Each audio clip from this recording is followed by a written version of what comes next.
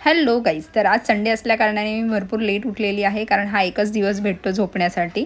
तर उठली, वजन वगैरे आज मी नाही चेक केलेलं आहे आणि डायरेक्ट 11:30 वाजता मी ब्रेकफास्ट केलेला आहे. म्हणजे पोहे बनवले होते आणि सोबत 2 अंड्यांचं ऑमलेट घेतलं होतं. हा ब्रेकफास्ट मी केलेला आहे 11:30 वाजता. आज ब्रेकफास्ट लेट केला होता आणि चांगलंच पोट भरलं होतं, त्यामुळे मग काही खाल्लं नाही मी दुपारी अजिबात.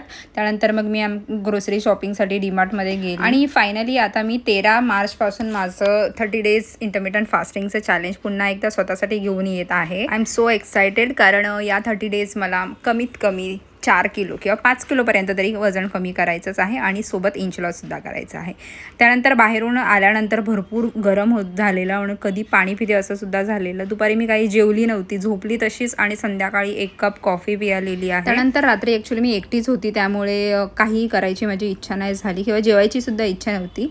हे जसं मी माझ्या शेजाऱ्यांना सांगितलं तसं त्यांनी मला जेवायला बोलवलं आणि मेन्यू बघाल तर अगदी माझा जसा असतो तसाच आहे. ज्वारीची भाकरी मी वरती घेतली आहे, भाजी होती आणि डाळ घेतलेली आहे. असा होता माझा आजचा संडे. आपण उद्या भेटूया, तोपर्यंत बाय.